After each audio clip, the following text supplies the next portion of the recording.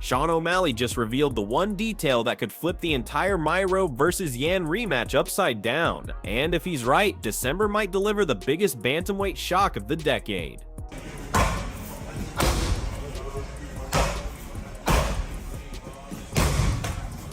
The cage size changes everything, and O'Malley, the man who suffered 25 minutes under Merab's pressure and went to war with Yan, isn't whispering here. He's sounding the alarm. He reminds fans that their first fight happened inside that suffocating shoebox cage, the one that turned the arena into Merab's personal torture chamber.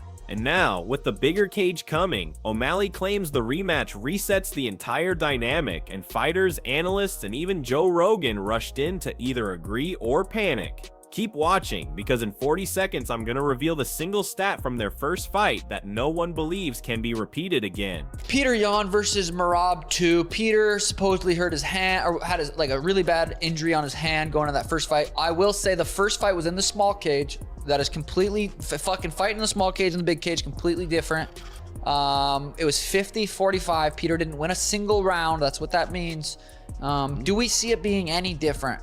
O'Malley breaks down what made their first encounter a nightmare for Yan: 49 takedown attempts. 49. A historic hurricane of pressure that drowned Yan even while he defended half of them. But here's the twist: O'Malley drove into the conversation that tiny cage made every escape path disappear. Yan wasn't fighting Merab, he was fighting the walls. Then Yan dropped the bombshell that he'd entered the fight with a compromised right hand, instantly rewriting how fans saw that battle. Stick around, because in 1 minute I'll go over Yan's most dangerous adjustment for the rematch. An adjustment Dominic Cruz claims could cut Merab's takedowns in half. It's a tricky one, because Yan, the thing is with Sandhagen and you is that you're movers. You move about, you're shifting, you're hard to get shots off on. Once the shots are in, you know, Merab's likely going to get those shots off. But with Petr Yan, he's so there, he's kind of a bit more stationary, high and tight guard. So he's there to get on the hips of, which is why you saw Merab shoot fucking 50 takedowns in 25 minutes on him. Get 11 of them, but it doesn't matter because you spend half the fight defending takedowns that don't even work. It's a tricky test. One thing I will say about the Yan Merab fight though, both guys were injured going into it. I challenge people to go back and watch Yan versus Merab 1 and count how many times Yan throws his right hand in that fight. It's minimal. It's very minimal. Yeah, he keeps that close to him. He barely lets go of it. So I'm wondering if there's some kind of injury going on here. So that could be a little spin of a narrative. I reckon it'll be a closer fight, but it's hard to doubt Merab at this point, dude. He's paving his way onwards. Who do you think's improved most since their last fight? Oh my god, right? Dude, that's a good question, because Peter has improved a ton since that last fight. I mean, he went out there. I think he beat Figueiredo. He beat Song Yadong. Did he just have those two fights? And then he just beat Marcus. Yeah. Oh, and Marcus McGee. Yeah. Peter has looked really good. It definitely looks like he's improved. Merab has improved, I would say, more than anybody.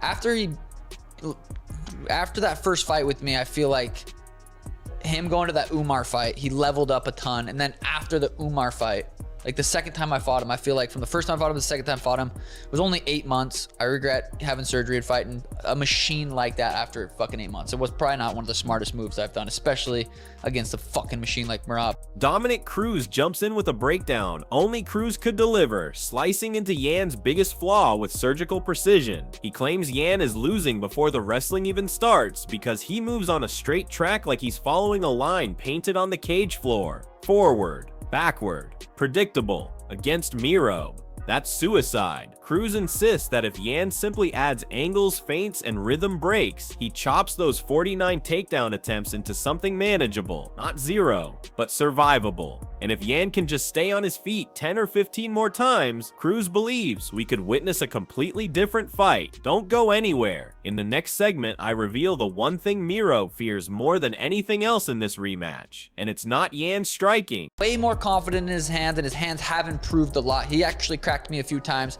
in that second fight. It's just so hard to fight someone when you have to respect their wrestling so much, and then they start fucking throwing hands. He's doing a really good job at mixing it up. Could that be the downfall for him versus Peter? He gets a little bit confident in those hands. Peter's counters, I rewatched me versus Peter a couple days ago, jogging on the old treadmill, and his fucking counters, and a couple times I'd sit in there with a 1-2, and he would counter so fucking hard and fast. And that, I mean, if Merab does decide, hey, I do want to trade with him a little bit, like that could be his downfall. But also imagine Merab goes out there and knocks out Peter. If Merab knocks out Peter, there's just...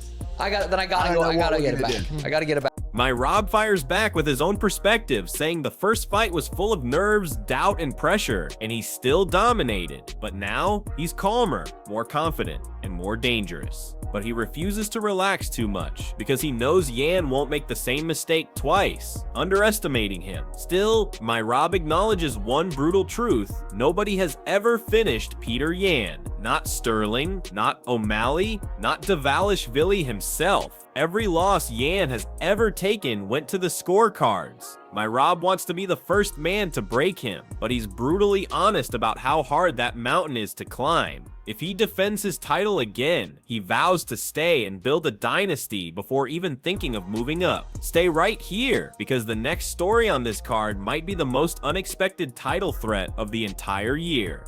Think about that for a second. It's really that simple. Cut 40 takedowns off. Is that possible for Peter Yan? I think it's very possible. I think it's very possible, you know?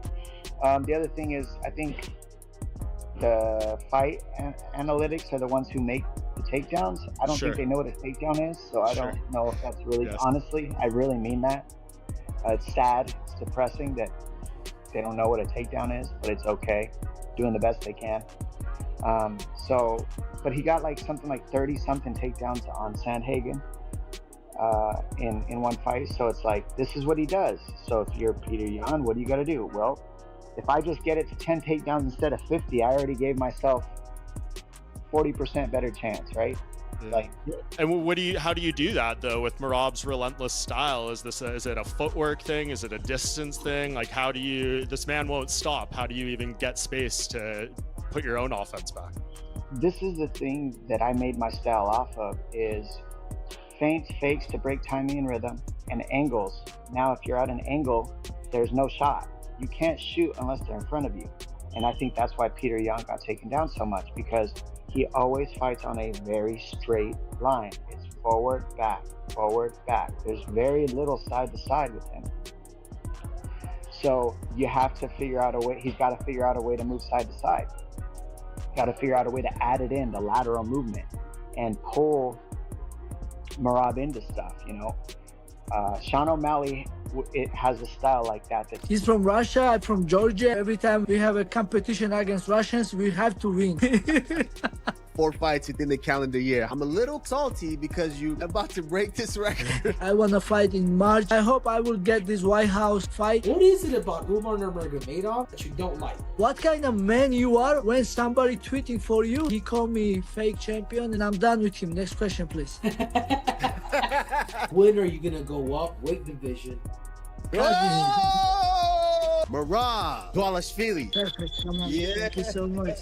While bantamweight explodes with drama, a fire is raging at flyweight as Joshua Van steps into the biggest moment of his life, a title shot against Alexandra Pantoja. Van says he'll finish Pantoja in 3 rounds, clean, fast, unmistakable. He believes his speed and countering will find the champion early, but he's not delusional. He knows Pantoja thrives in chaos, and he's ready for a 5-round war if it comes to that. Van's 5-0 streak and wins over Saruya, Silva, and Roviel forced his name into the spotlight, but Pantoja responds with the aura of a man who's seen everything. 8 straight wins, 4 defenses, and the swagger of a champion who refuses to look past anyone. And then Kyoji Horiguchi steps back into the UFC and detonates a grenade on the division. His win over Ruslan Bekov immediately turned him into a realistic challenger. And Pantoja? He says he'd accept the fight instantly, not out of rivalry, but out of honor.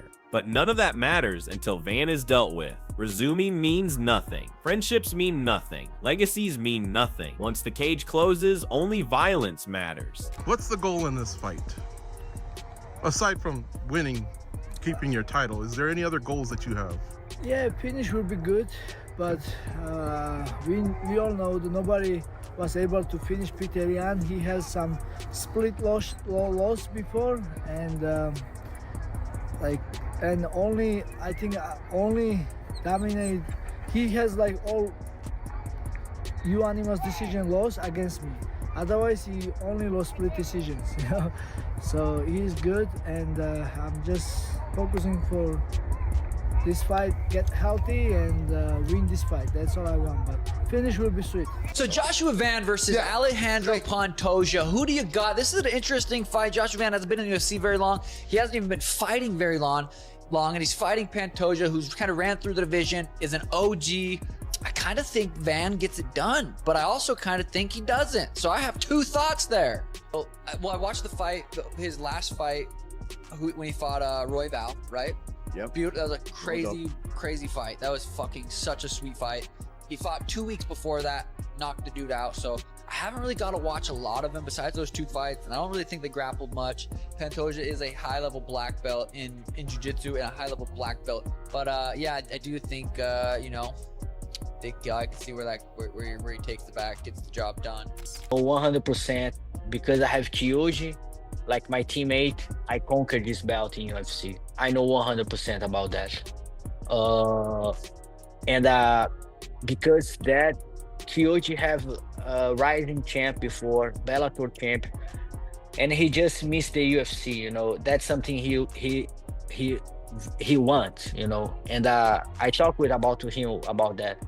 And I think it's very special if he can do that. It's gonna be very special for me if I can win with the Joshua Van and defend the belt with Kyoji. Is gonna be Joe Rogan adds gasoline to the Merab conversation by reminding everyone of the exact moment he realized Merab wasn't just elite, he was monstrous. Against Henry Cejudo, Olympic gold medalist, double champ, wrestling genius, Merab didn't just defend takedowns, he lifted him, carried him, walked him across the cage like a duffel bag, and tossed him in front of the front row VIPs while shouting at the stars in attendance. That was the night everyone realized he wasn't just a grinder, he was a generational force. But people forget that Merab started his UFC career with losses, looking like a mid-tier fighter at best. Then came the reinvention, 10 straight wins, endless pressure, broken opponents, destroyed game plans, and the birth of a future legend. I mean, you know, I think this represents a lot.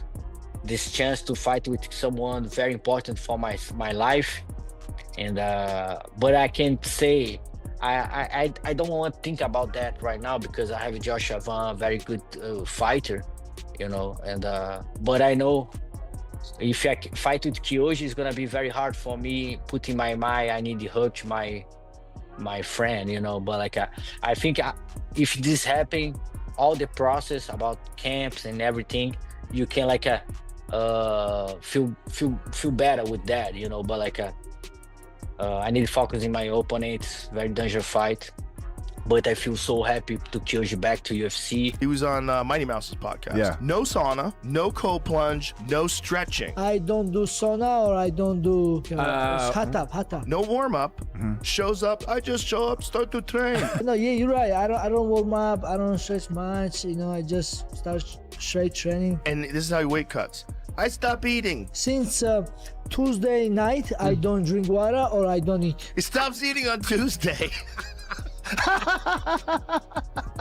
Merab is an animal, man. What he did to Henry Cejudo, I was like, I can't even believe this is happening. When he carried him, when he picked him up, and then he's like stuck his tongue out, and he walked over towards where the UFC people were, and then slammed him. Henry Cejudo, Olympic gold medalist. Who the fuck does that? This dude, Merab is a scary character because that motherfucker never gets tired. Did you ever see his fight with Marlon Moraes? No. Marlon Moraes had him dead to rights. He had him out, and Merab just wouldn't stop. He got a big heart, huh? Oh, his heart is enormous, man. He's unstoppable. Now every storyline crashes into UFC 323. Yan fights to erase the darkest night of his career. Merab fights to tighten his claim to greatness. Joshua Van fights for the dream he's chased since day one. Pantoja fights for a legacy that might lead him to the most meaningful bout of his life, and Horiguchi fights for history, the chance to unify his legacy across every major promotion on Earth. When December arrives, this isn't just another card, it's a collision of destinies. It's a night where careers change forever, and every fighter stepping into that cage is fighting for the next chapter of their story, whether they survive it or not.